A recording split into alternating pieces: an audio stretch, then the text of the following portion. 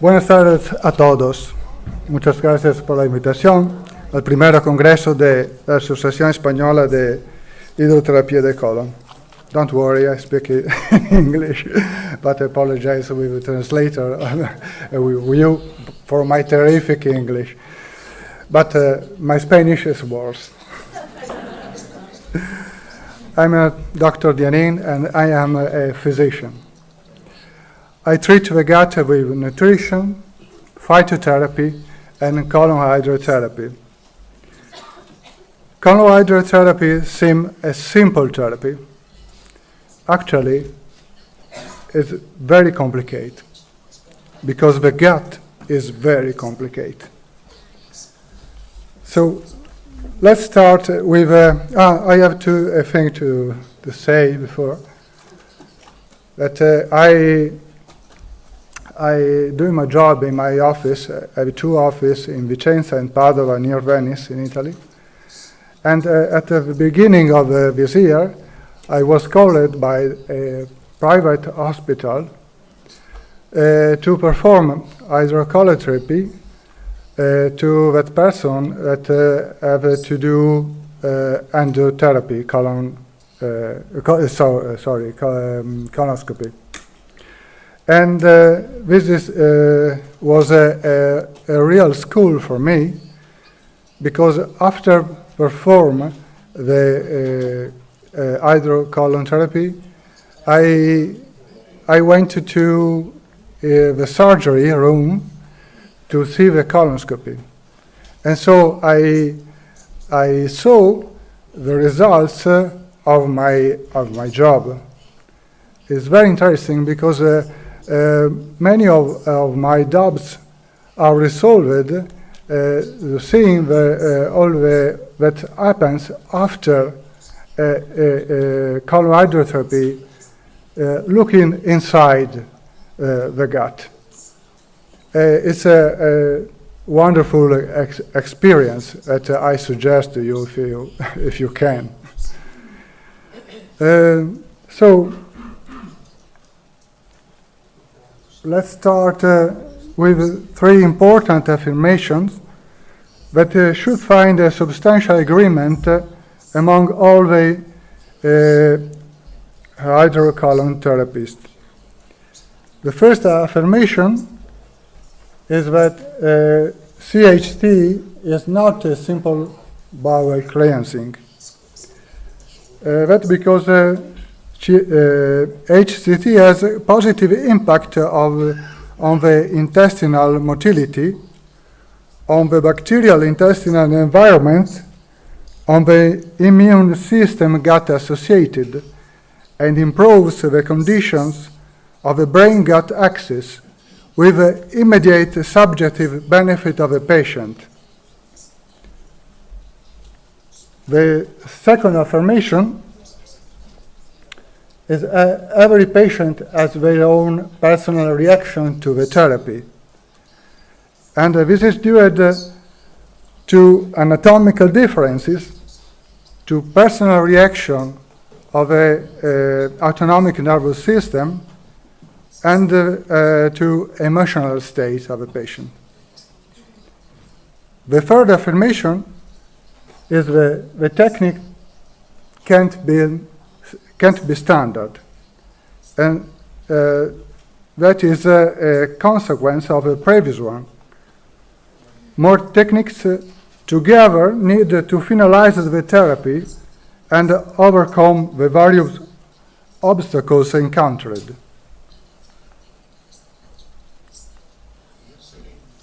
So, which are the technical goals of the colon hydrotherapy? So, substantially, are three. Naturally, is my opinion. The water load must reach the cecum to remove all the fecal matter from the colon to simulate the normal physiological movements.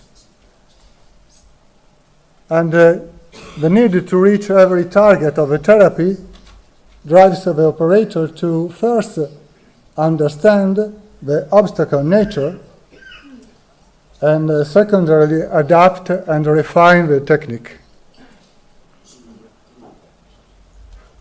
But we need a rationale. I am a doctor, and I have a scientific way to operate. And so, but we have only two rational references.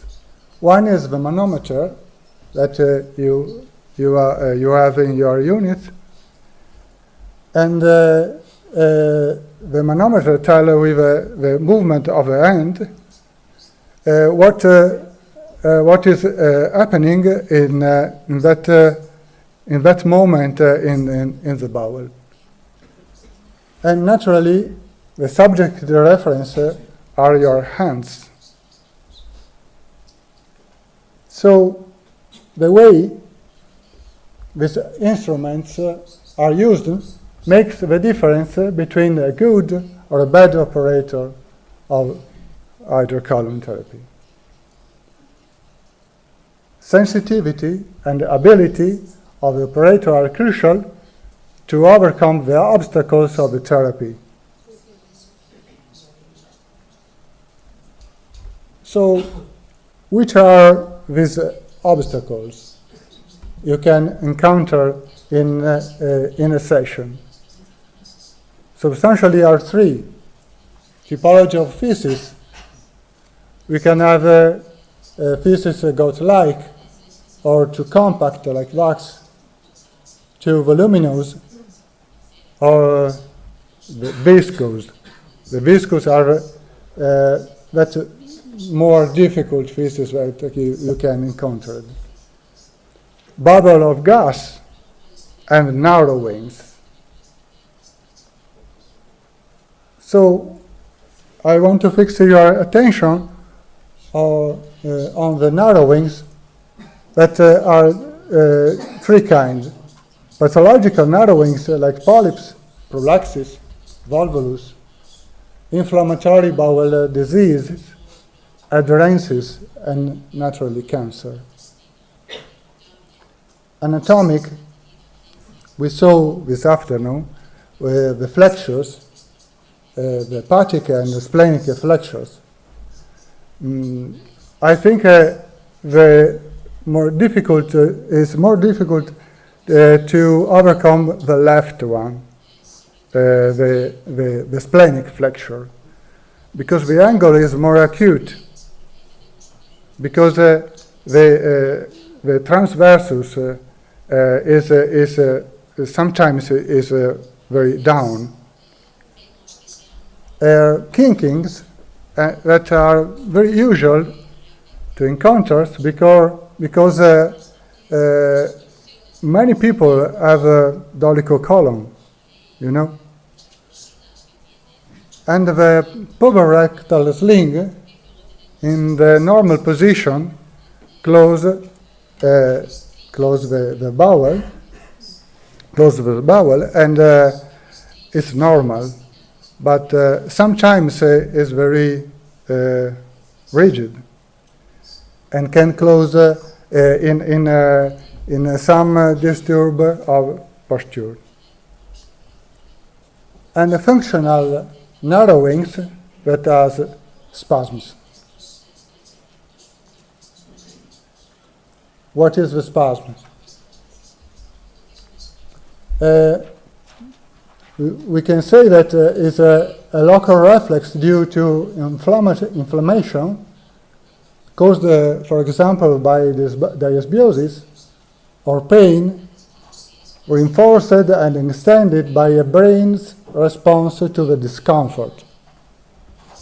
Or, on the other part, the result of an integrated reaction of the brain-gut axis caused principally by the emotion, extended secondary by the local inflammation. We don't know. It's difficult to say which came before, the chicken or the egg.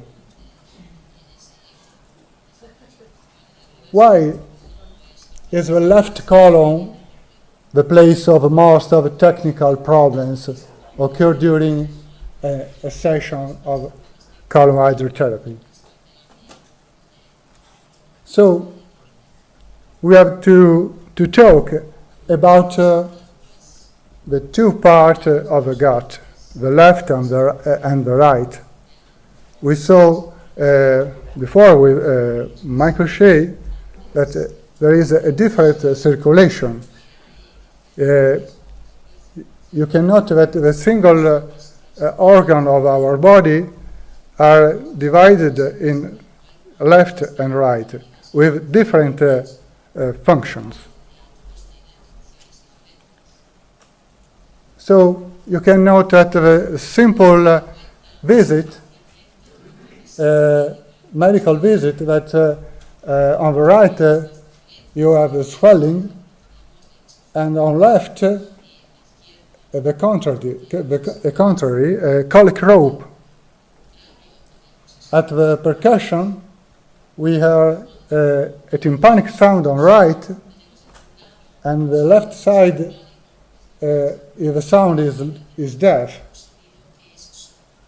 And sometimes the patient refer a pain and this pain is diffuse and expansive.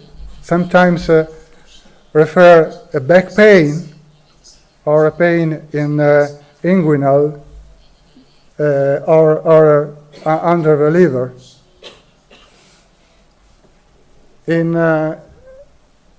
Instead, in the left side, the pain is different. Is like a puncture. So we used to refer all our observation based on this picture or similar. Okay, we have seen a lot of this in this day, but it's not real. The bowel you can encounter is very different from this picture. It's like this, or this, or this, or worse. Okay? And there are a lot of differences from right side and left side. On the right side, we have a liquid feces. Instead, in the left, compact feces, sometimes hard like stones. Also, the pH is different. We saw this morning. Acid for the action of the fermentative flora in the right, and close to neutrality in the left side.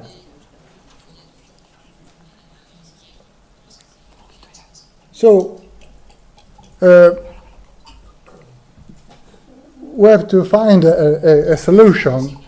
We don't know why there is this difference, and so you can speak about the different regulation and the difference of innervation of a two parts of a bowel. There is a normal regulation, more than 30 different neurotransmitters, and neurological regulation based on the intrinsic system, Auerbach and Meissner plexuses, and extrinsic sympathetic and parasympathetic systems. You note in this picture is very little, but you can say. But Michael Shea saw a similar slide that the sympathetic innervation derives from the last thoracic segment to the right colon. Instead, the left colon receives innervation from the first three lumbar segments. the point? Okay. This one. Okay. The principal action of a sympathetic innervation is to inhibit the peristalsis.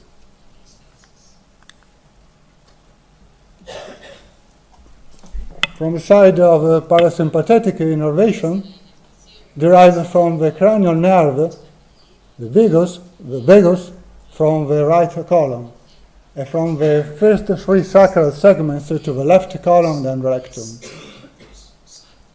And the principal action is to stimulate peristalsis.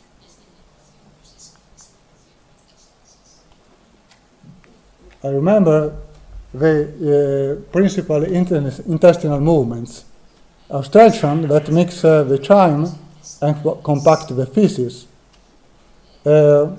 Many propulsive peristaltic movements during all the day push the feces in the arboreal direction. And from 1 to 3 propulsive mass movements that move in the fecal matter and are triggered by the defecation reflex. So let's go to consider what's happened in during a session of colon hydrotherapy. In the water load phase, we have a lot of techniques to reach the cecum with the water. A slow fill technique, massage, or manual reduction of the angles of the bowel. The technique in the load phases allows to overcome every obstacle and overcome the splenic flexure so the water can reach the cecum without difficulties. I never encountered difficulties to reach the cecum in the load phases. But the problem started with the discharge phase. In the most of the patients, the discharge happens without any problem. The difficulties appear in the chronically constipated patients. There is a sort of a resistance to the discharge. Like an end, like an end in the left of the colon that block the exit of the water. So, can we suppose a psychological control of the sandy tract? So, to understand this fact, we can consider it is in a particular critical moment when you charge with water the gut. There is a certain moment when there is a force we want to retain, maybe commanded by sympathetic system. And the contrary, a force we want to evacuate, maybe the parasympathetic system. And if you charge more water, you can cause a vagal crisis. Naturally, we don't want that the patient has a vagal crisis because it's very discomfortable. And the patient fear, dizziness, hypotension, sweat. It's not good, naturally. But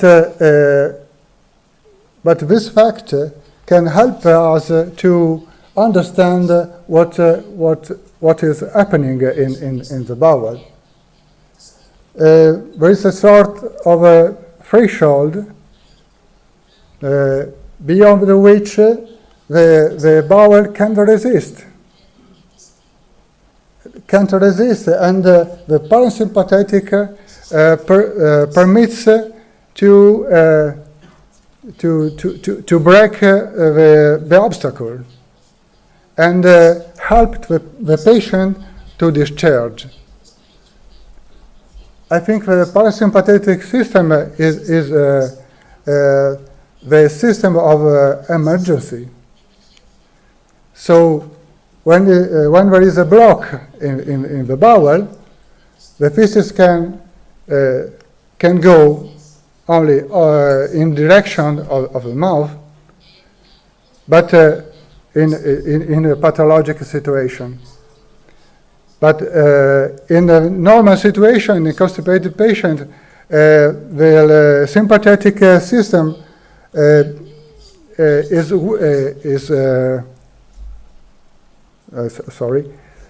parasympathetic system wins the sympathetic system and permits the discharge to go on.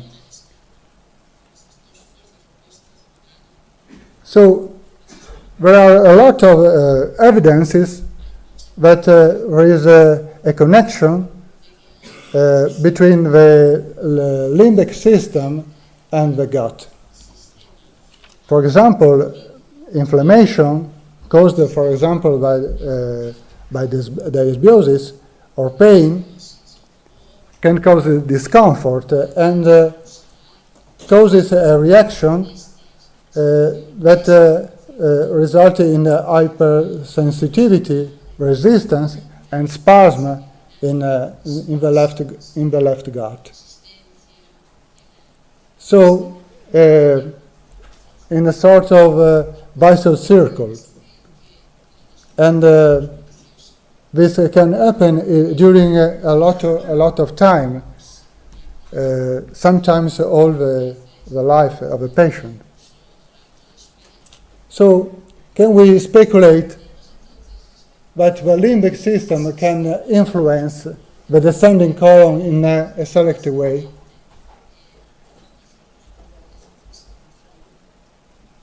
So, the balance is important, and the body and the mind work together unceasingly to maintain the balance. But the balance is very hard to maintain. You need control, because control is the power. Sometimes the people that control ourselves,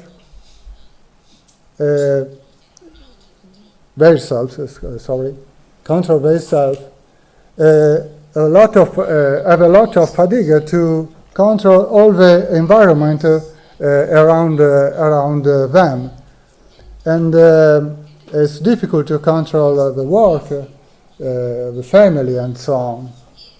But they feel better when they have the control. So the somatization of this control can be the spasm, and the consequence of the spasm is constipation. So we realize that spasm and constipation are a mind and a body adaptation. So we studied a survey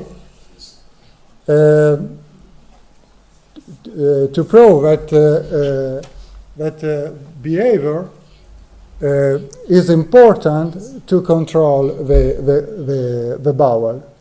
So we prepare a list of 26 sentences where the women, we had 45 women affected by chronic constipation in accordance with Rome 3 consensus criteria, and invite them to put a cross on the phrases that they think are related with them. So I can read some of these sentences. I am a person who reflects a lot. I feel fear in many situations, but do not tell anyone. I need to plan everything I do. I usually need to have everything under control. It is not easy to let go the wrongs suffered. I judge harshly, and so on. So, these are the preliminary results, and we considered that the sentences that are beyond of a limit of 50%, that are statistically important. As we expected, the first answer is to think a lot, and if you think it's logical, because sometimes the constipated patients are anxious and nervous, and use a lot the brain. The second sentence is a sense of responsibility, nerve tension for third, sense of guilt, need to control, and difficult to forget. Naturally, it's important to enlarge the number of the patient to have a statistical number, and so the work is going ahead. So, what role lies ahead for colon hydrotherapy? Can we still consider it a simple bowel cleansing? So, these are a lot of peculiarities of colon hydrotherapy. It is the only test that is implemented with the intestine full of feces. We have only this examination in medicine that give us this particular information. If you think every examination is performed with an empty bowel, you can assess that the degree of contracture throughout much of the course of the colon. You can estimate the approximative length of the colon and tortuosity of its loops. You can assess the anatomical obstacles, physical and nervous. You can evaluate the retention capacity of the right colon. You can evaluate the biomechanical reaction to the water load throughout the entire colon path. You can assess the presence of mucus, gas, and stagnation of solid stool.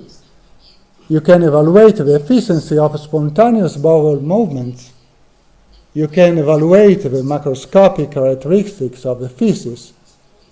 You perform an active modulation on muscle tension of the colon, reducing spasm by stimulating the less active sections. You perform a mucus cleansing by encouraging the formation of a new wall protection. You are creating an actual part of the bacteria flora. In the hands of an expert, colon hydrotherapy becomes a useful diagnostic examination. With the information obtained from the colon hydrotherapy, you can better manage the chronic constipation. So, my proposal, in order to better manage the chronic constipation, is to form a team of different competencies with a doctor, that after medical evaluation can suggest a diet plan, physical activity, and give to patient supplements. And operator, expert of pelvic and perineal rehabilitation, can suggest pelvic rehabilitation, hypopressive gymnastic, and osteopathy. And a psychological path where a psychologist can suggest and help the patient with a behavioral therapy in the simple case until the hard cases with analytical hypnosis.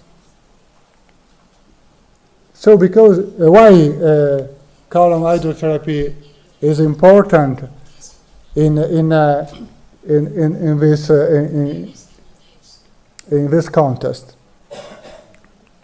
Because we have a better control of diet and the change of lifestyle, a better management of supplements or laxatives, a better patient compliance.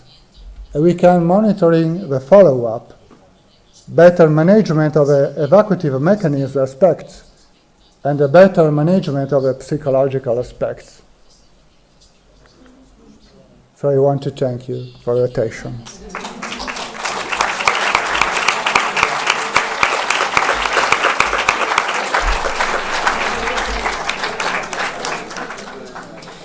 Turno de preguntas.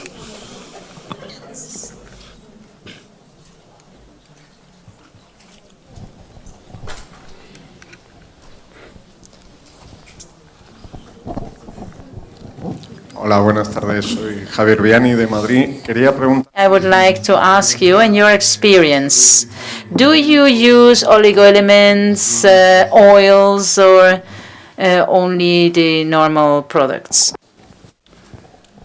Yes, I use oligoelements, supplements, natural supplements, phytotherapy, all needs to the patient to recover his problem. But during the colon hydrotherapy, I use only water. I don't use anything. I use water with a mechanical instrument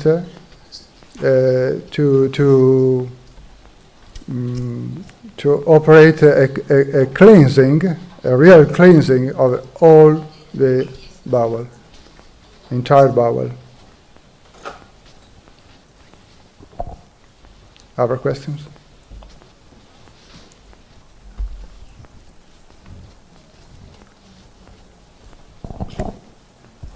So, what do you do if a patient doesn't let go? And during the whole, if a patient doesn't let go, like an obstipated patient, and during the whole session there is no fecal matter coming out?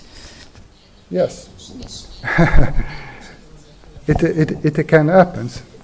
It can happen, and that is my goal to resolve this difficult problem. Sometimes it's sufficient that the patient go to the bathroom, you know, because it's very difficult for him to stay on the table with another person. It's not a good situation, especially for the constipated patient that have a lot of thoughts, bad thoughts about the defecation. Okay, so the solution sometimes is to send the patient to the bathroom. We haven't to insist in the patient because it is not good for the patient. We have not satisfy our ego and insist to perform a bad therapy. We have considered we have in front of us a person And so the solution is sometimes very simple. But we have to elaborate more technique with massage, I think. Acupuncture is important, or acupressure, to eliminate the functional obstacles.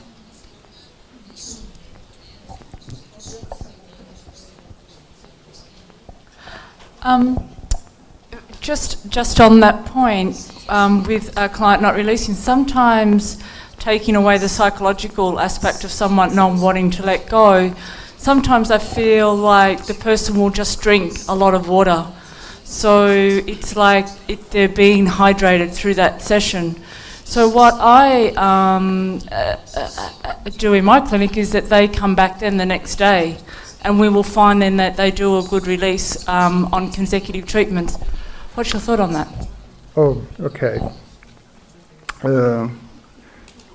I think that you can perform the entire section of colon hydrotherapy in one time.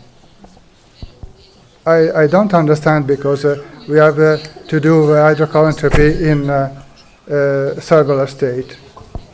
You have to understand the patient. You have your hands, you have a manometer. We have a lot of information from the patient. Sometimes it's difficult because the gut is difficult. Some guts are very large, and we load a lot of water, until 5 liters. And but we have to reach a particular point where we don't do anything of bad to the patient. Okay.